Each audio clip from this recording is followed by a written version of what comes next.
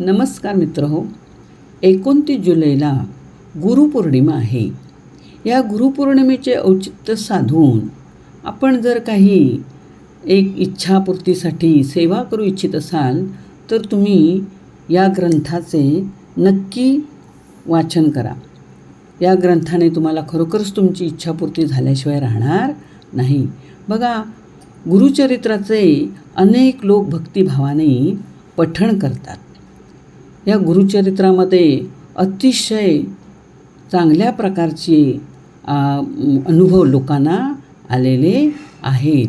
अनेक लोकांनी आपल्या आयुष्यामध्ये गुरुचरित्राचं चांगल्या प्रकारे आपल्या आयुष्यामध्ये पठण करून फायदा करून घेतलेला आहे.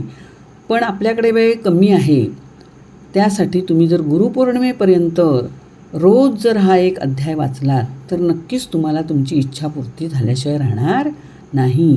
हा अध्याय वाचताना प्रथम तुम्ही शुचिर्भूत व्हायचं आहे, स्नान करायचं आहे, स्वच्छ कपडे घालायचे आहेत आणि या अध्यायाला सुरुवात करायची आहे.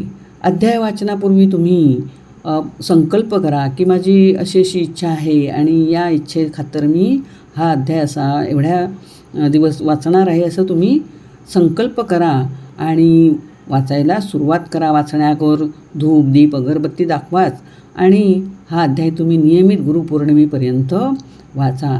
नक्कीच तुम्हाला तुमची इच्छापूर्ती होईल, यात शंकाच नाही.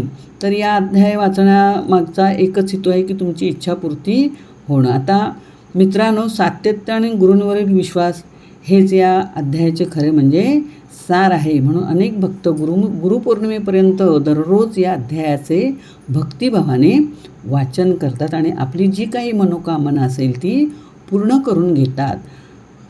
हा जो अध्याय आहे तो अतिशय कल्याणकारी असा हा अध्याय आहे. भक्तांना अनुभव आलेला असा हा अध्याय आहे. हा जर अध्याय तुम्ही तुमच्या या गुरुपौर्णिमेपर्यंत वाचनात ठेवलात तर नक्कीच तुम्हाला त्याचा लाभ मिळेल. तर हा अध्याय कोणता आहे तर गुरुचरित्रातील 21वा अध्याय.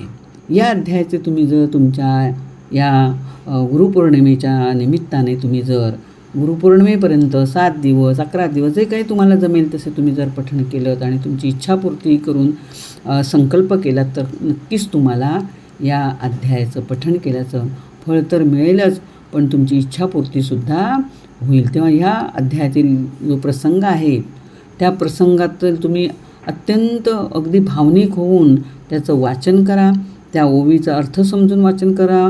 शब्द आपल्या जीवनामध्ये कसा उतरवता येईल अशा भावनेनं वाचन करा. नक्कीच तुम्हाला याचं फळ मिळेल. या 21व्या अध्यायाचे